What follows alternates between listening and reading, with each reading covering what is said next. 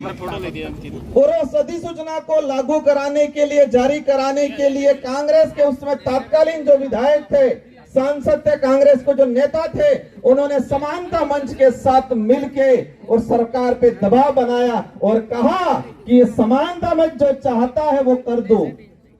हम तो आंखों के अंधे हैं, कानों के बहरे हैं। समानता मंच की जो बात है उसको मान लो, ये बोला अशोक गहलोत की सरकार को 2013 में।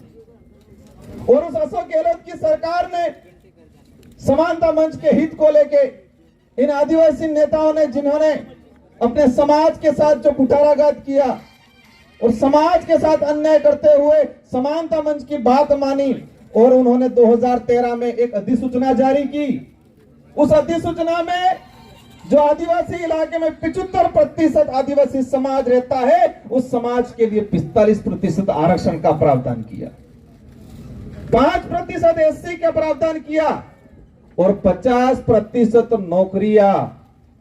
कहा यह अनारक्षित है, ओपन कैटेगरी है और सभी वर्ग के जा सकते हैं। लेकिन उसमें नियम ऐसे बना दिया कि यहाँ की 15 से 20% जनता को एक तरह का 50% आरक्षण दे दिया और आदिवासी समाज के साथ कुठाराघात करने का काम किया। ये वक्त आ गया है कि सूद समेत उन लोगों से वापस वसूलना है और उनको अकल ठिकाने लानी है। ये बदला। हम आज एकत्रित हो गए, तालियां बजा दी, नारे लगा दिए, घर पे गए, भूल गए, बीवी बच्चों के साथ, जमीन जायदाद के साथ, गाड़ियों के साथ हम बिजी हो गए। हम भूल गए, ये नहीं होना चाहिए। आज से गांठ बांध के जाना है। जिन लोगों ने हमारे समाज के साथ, हमारे समाज की 3 से 4 हजार नौकरियां 2013 के बाद उन लोगों ने खाई है, जिन नेताओं ने ये काम किया है, जिन पार्टियों ने ये काम किया है, उनको सबक सिखाना है। आज गांठ बांध के जाना है, तभी हमारा आना और आपका आना और हमारा यह बोलना और आपका सुनना सार्थक रहेगा। मैंने कुछ आंकड़ा तैयार किया। कहा उन लोगों ने, हम लोगों को पैम्पलेट बांट के कहा कि आपको आरएस अधिकारी बनाने के लिए 2013 की अधिसूचना में अलग से आरएस के पद दे दिए। मैंने 3 भर्तियों का डाटा तैयार किया है। पहली भर्ती 2013 में आई, अनुसूचित क्षेत्र के लिए अधीनस्थ सेवा के उन्होंने 43 पद दिए। हमारे आदिवासी समाज के लिए 18 पद मिले और ओपन कैटेगरी के 25 पद मिले। और ओपन कैटेगरी में नियम ऐसा बना दिया कि आदिवासी समाज का बच्चा टॉप होके उसमें जा रहा था, फिर भी जाने नहीं दिया। और 25 से 25 पद 20% लोगों को मिले और हमारे 75% लोगों को पद कितने मिले? 18 पद। और दूसरी तरफ राजस्थान लेवल पे 12%, 12.5% जो आरक्षण मिल रहा है और अधीनस्थ सेवा के अंदर जो सीटें 12% के हिसाब से उस 2013 की भर्ती के अंदर 74 पद आए, 70 ने 4। और प्रावधान ऐसा कर दिया कि शेड्यूल एरिया की और नॉन शेड्यूल एरिया की विज्ञप्ति अलग ऑप्शन मांग लिए और हमारे भाइयों ने शेड्यूल एरिया की 18 पदों के लिए आवेदन किया, 74 पदों के लिए आवेदन भी नहीं किया। और 3 से 4% ओनली फॉर करौली सवाई माधोपुर के जो मीणा भाई है उनको 74 पद मिले। कितने? 70 के 4 पद। और यहाँ के 15 से 20% लोगों को 25 पद मिले और हमें मिले 18 पद। इस तरह 2016 की भर्ती 29 पद आए, हमारे भाइयों को 12 मिले और ओपन कैटेगरी के 17 पद रखे, एक भी भाई हमारा नहीं जा पाया। और अनुसूचित क्षेत्र जो हमारा 12% के हिसाब से राजस्थान लेवल पे आता है, वहां पर भी 55 पद आए, हमारा एक भी भाई उसमें नहीं जा पाया। हम कहते हैं आरक्षण नहीं मिल रहा है, वो कहते हैं तुम तो आरक्षण से नौकरी ले रहे हो। हम भ्रम जाल में जी रहे हैं। नौकरी लगने वाला आरएस अधिकारी बन गया, वो भी नहीं तो देख रहा है कि मेरे कौन से नंबर पे नाम आया। मेरा समाज के साथ मैं तो नौकरी लग गया, लेकिन मेरे समाज के भाइयों के साथ कहां कहां अन्याय हुआ उसको भी फुर्सत नहीं है। वही आगे समय में 2018 में भर्ती आई, कुल 17 पद आए और हमारे समाज को 12 पद मिले शेड्यूल एरिया के और ओपन कैटेगरी के 25 पद। उसमें भी हमारे समाज का एक भी बंदा नहीं लिया गया। मतलब पिछली 3 भर्तियों के अंदर ओपन कैटेगरी जो 50% रिजर्व ओपन कैटेगरी की जो बात करते हैं, उसमें हमारे समाज का एक भी आदमी उस अधीनस्थ सेवा की भर्तियों में नहीं लिया गया। और ऑल ओवर 3 भर्तियों के अंदर जो पद आए 109 पद आए और 42 पद हमें मिले और 67 पद किसको मिले? 15 से 20% लोगों को। 60 ने हाथ पद मळ जा न अमन कटला मळ जा 90। तो आरक्षण किने मळ्यु? किसको मिला आरक्षण? आरक्षण उन लोगों को मिला जो 15 से 20% है। और हमारा समाज कहते हैं ये बच्चे पढ़ते नहीं हैं, बच्चे रबड़ते रहते हैं, ये तो आरक्षण से ऐसे ही नौकरियां लग जाते हैं। आरक्षण के नाम से बदनाम हम हो रहे हैं और फायदा वो ले रहे हैं। ये करने वाला कौन है? वही कमल कांग्रेस के नेता जिन्होंने 2013 के अंदर किया, 2016 के अंदर किया और हम 5वीं अनुसूची के तहत आरक्षण का लाभ मिलना चाहिए ये बोलते हैं। और वो क्या कहते हैं? 5वीं पासिंग कही। हमने कहा 5वीं अनुसूची के तहत हमारे भाइयों को नौकरियां मिलना चाहिए और उनको सुनाई देता है 5वीं पास। और इसी 5वीं पास की बात को सुन के मैंने 2022 के अंदर पूरे उदयपुर संभाग के सारे एमएलए, सारे एमपी, सारे प्रधान, सारे के सारे सरपंचों को पत्र लिखा था कि आरक्षण का किस तरह से हमारे समाज के साथ दुरुपयोग किया जा रहा है। जिस समाज का सर्टिफिकेट लगा के आज मैं विधायक बना, मैं फॉर्म भरने गया, उस दिन आदिवासी समाज का अगर सर्टिफिकेट नहीं लगाता तो मेरा फॉर्म पास नहीं होता। आपके ये प्रतापगढ़ के विधायक जो हैं रामलाल जी, पार्टी की टिकट लगाते और समाज का सर्टिफिकेट नहीं लगाते तो क्या एमएलए बनते? पार्टी की टिकट 10 लगा लेते और आदिवासी होने का प्रमाण पत्र नहीं लगाते तो क्या एमएलए बनते वो? लेकिन हो क्या रहा है? जिस सर्टिफिकेट के आधार पे हम विधायक बन रहे हैं, सरपंच बन रहे हैं, उस सर्टिफिकेट को महत्व नहीं दे रहे हैं। महत्व किसको दे रहे हैं? पार्टी को दे रहे हैं, हाईकमान को दे रहे हैं। उनको अकल ठिकाने लाने का काम करना है इस वक्त। इसी तरह हमारे कुछ, मैंने देखा, मैं वहां गाड़ी से उतरा, कुछ भाई मिले थे 1167 वाले, कुछ की शक्ल मैंने देखी, अच्छी लग रही थी, गुस्सा मुझे उन पे भी है। इसलिए हम कहते, नारा लगाते, कुछ तो करो, जवानी में आग लगा दो पानी में। जवान तो है लेकिन पता नहीं आग कहां लगा रहे हैं। देखो, जब तक हमारे अंदर जो कमजोरी है उस कमजोरी को नहीं पहचानेंगे, हमारी कमजोरी को हमको पहचानना पड़ेगा, उसको दूर करना पड़ेगा। हमको सब कुछ दांव पे लगा के एकजुट होना पड़ेगा। इन लोगों ने कितना अन्याय किया हमारे साथ। 1167 जो पद रिट के रिक्त थे, हमारे 2011 के अंदर अधिसूचना जारी हुई, 36% पात्रता, उन लोगों ने छूट में डाल दिया। वो पात्रता थी, छूट नहीं थी। उसको लेकर लड़ाई लड़े। हम कोर्ट के रास्ते बताया था, हम हाई कोर्ट में गए, हाई कोर्ट में एकलपीठ में जीते, डीबी में हारे, हम सुप्रीम कोर्ट ले जा रहे थे और इन्हीं कमल कांग्रेस के नेताओं ने इन बच्चों को हाई कोर्ट के रास्ते से सड़क के रास्ते पे लाने का काम किया और उन्होंने डूंगरपुर कलेक्ट्रेट के बाहर बिठाया। वहां से उन्होंने काकरी डूंगरी चढ़ाया।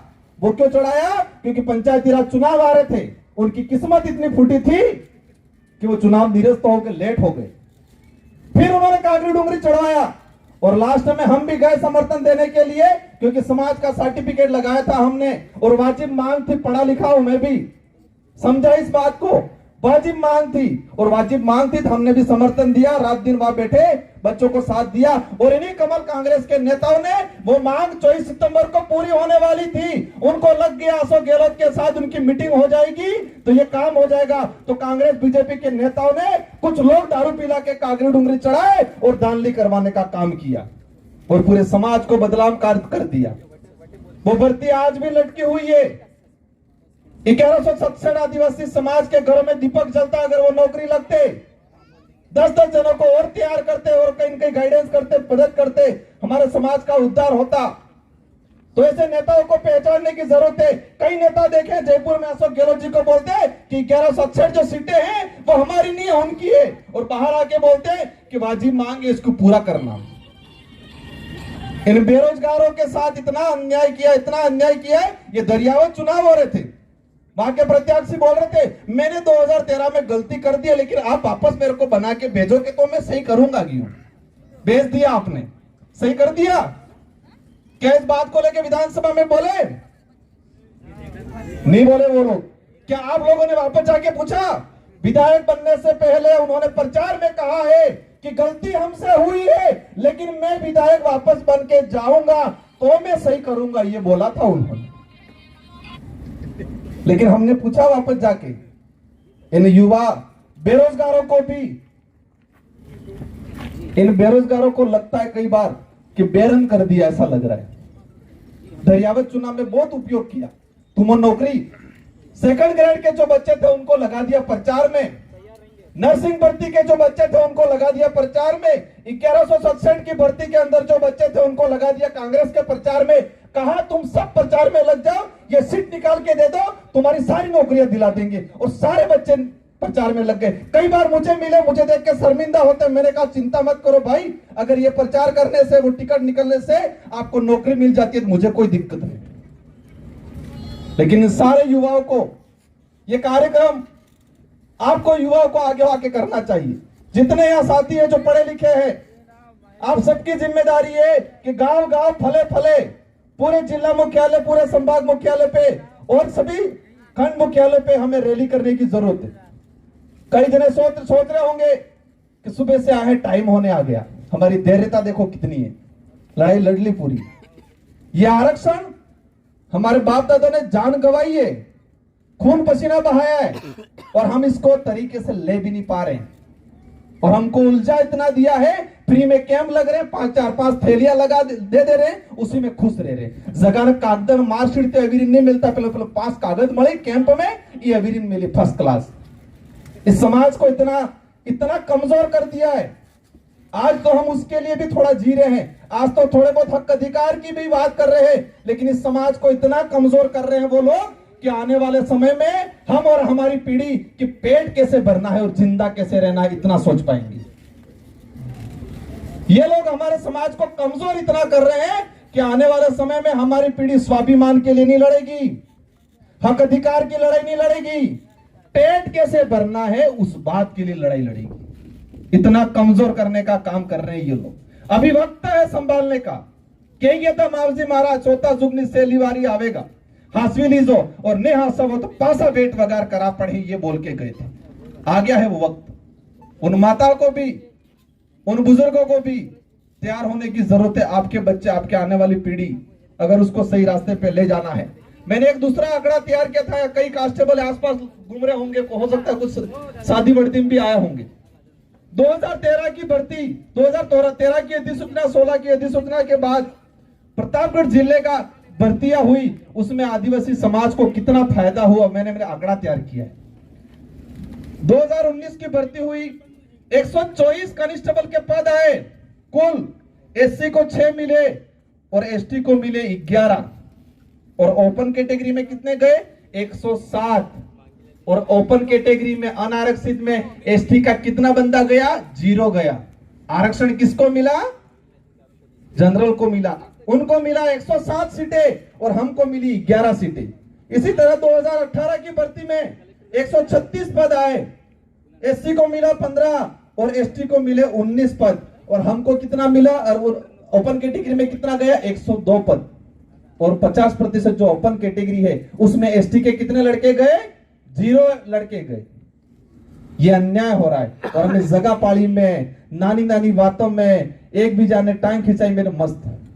ये लड़ाई वोटों की लड़ाई नहीं है, राजनीति की लड़ाई नहीं है, अपने अस्तित्व की लड़ाई है, अपने स्वाभिमान की लड़ाई है, अपने पूर्वजों का खून पसीना बहा के जो आरक्षण संविधान के अंदर प्रावधान किया है, अपने पूर्वजों के खून पसीने की लड़ाई है। उस लड़ाई को अपन सबको मिलकर लड़ना है। समय हो गया है सभी को। यहां से मैं कलेक्ट्री से यहां तक आ रहा था, मुझे लग रहा था दूरी बहुत है, लेकिन यहां आने के आपको देखने के बाद मुझे भी जोश भर गया कि चल लेंगे वहां तक, और आपको भी जोश भर जाना चाहिए कि सब शांतिपूर्वक वहां तक चल लेंगे। प्रशासन को लगना चाहिए, सरकार को लगना चाहिए कि ये भीड़ नहीं, भिड़ने वाले लोग हैं। यहाँ कौन है? भिड़ने वाले लोग हैं। सभी को शांतिपूर्वक तरीके से जाना है। हमारी माताएं, हमारे जो बुजुर्ग है, सबको जाना है, और वहां पर भी हमारे जो बाकी जो वक्ता है वो